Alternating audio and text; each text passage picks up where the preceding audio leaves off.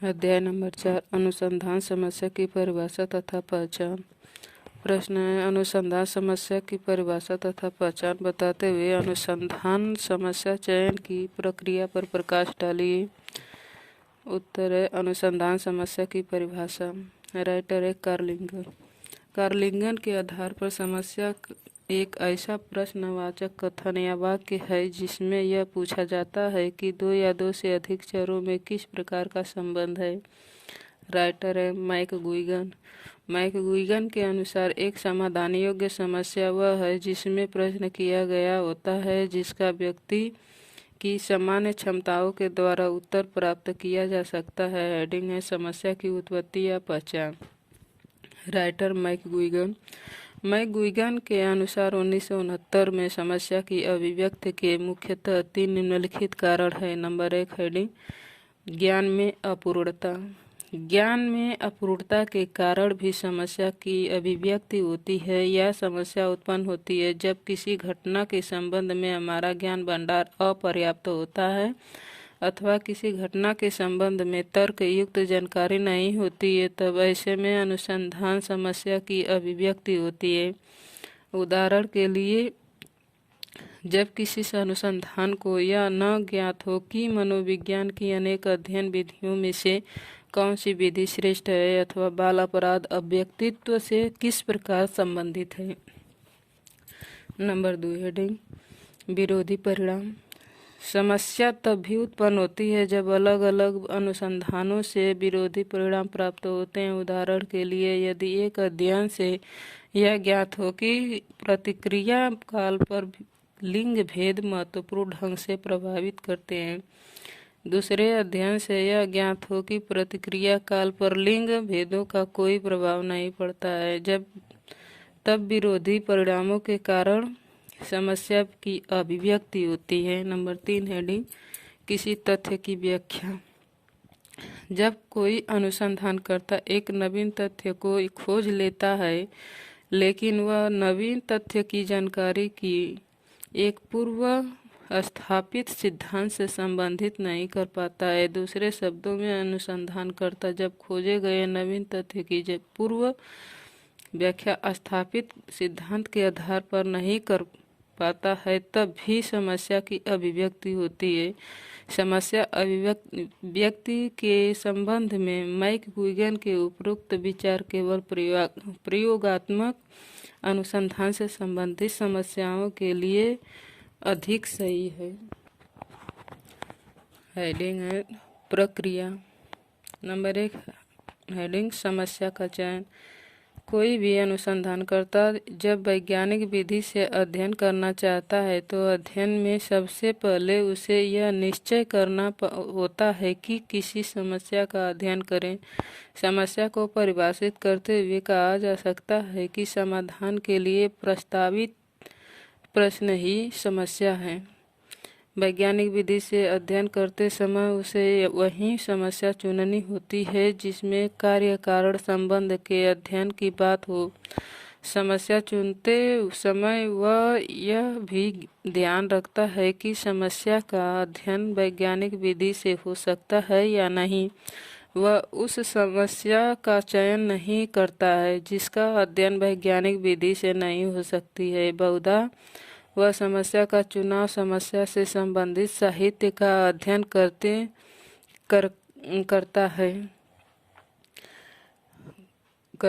है अथवा अपने वैज्ञानिक निरीक्षणों के आधार पर अथवा वैज्ञानिकों के परामर्श के आधार पर वह समस्या का चयन करता है। समस्या का चयन करने के बाद वह समस्या से संबंधित साहित्य का सर्वेक्षण करता है। नंबर 2, हेडिंग औचित्य और उपकल्पना का निर्माण। समस्या से संबंधित साहित्य के अध्ययन के आधार पर वैज्ञानिक अनुसंधानकर्ता यह निश्चित करता है कि समस्या के अध्ययन के संबंध में उसके कौन कौन से उद्देश्य तक सीमित होते हैं, समस्या से परे नहीं होते हैं। इन उद्देश्यों के आधार पर ही वह उपकल्पना या उपकल्पनाओं का निर्माण करता है। उपकल्पना के अर्थ को स्पष्ट करते हुए कहा जा सकता है कि उपकल्पना किसी समस्या का प्रस्तावित उत्तर है। उपकल्पना अनुसंधान या समस्या को निश्चित करती है और अध्ययन कार्य को निश्चित दिशा प्रदान करती है। उपकल्पना प्रमुख तथ्यों के संकलन में भी सहायक होती है। उपकल्पना के लिए वह कहा जाए तो अतिशयोक्ति न होगी कि उपकल्पना प्रत्येक दशा में निष्कर्ष ढूंढ निकालने में सहायक होती है। नंबर 3 हेडिंग मूलभूत धारणाएं। प्रतिक्रिया विधि के अंतर्गत निम्नलिखित बिंदु आवश्यक है। क हेडिंग अध्ययन क्षेत्र का निर्धारण।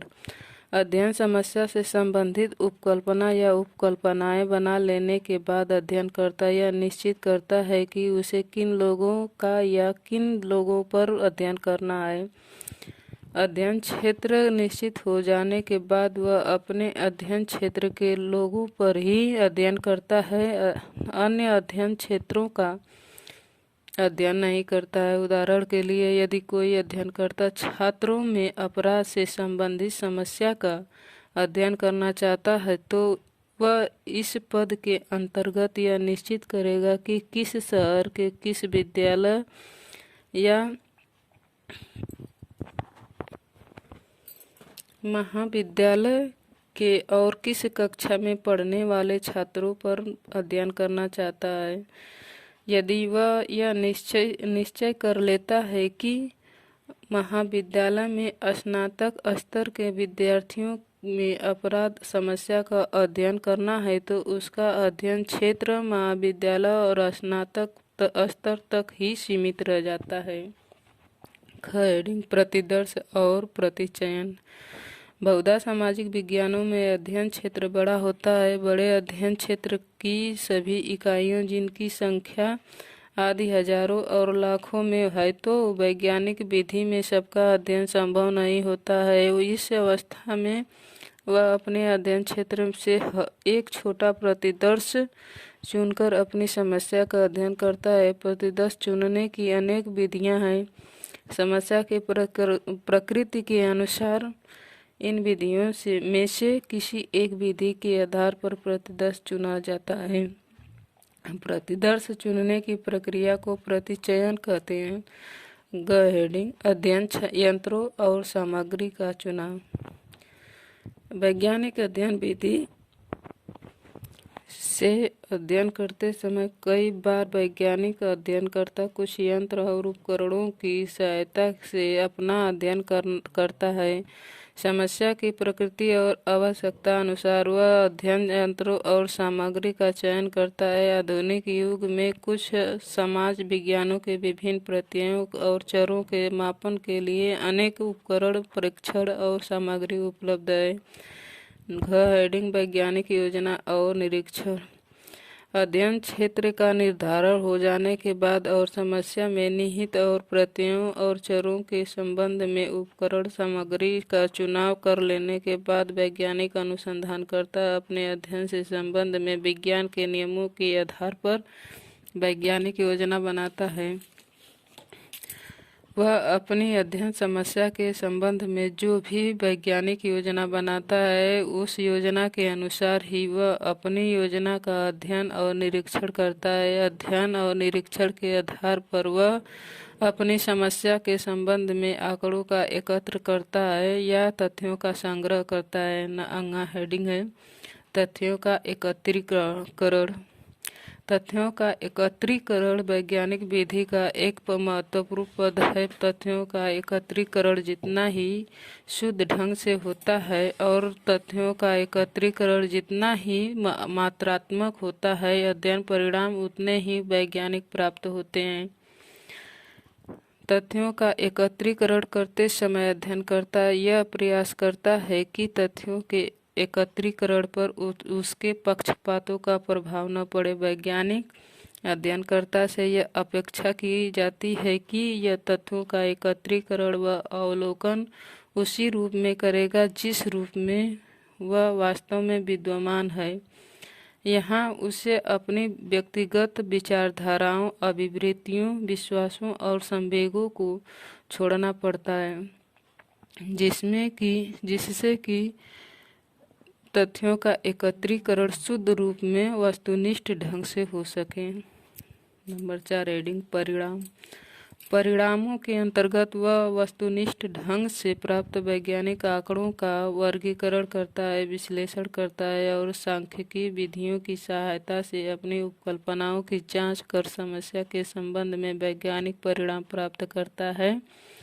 परिणामों के अंतर्गत निम्नलिखित पद आवश्यक हैं। नंबर क हेडिंग सीमितताएं तथा समस्याओं को दूर करना।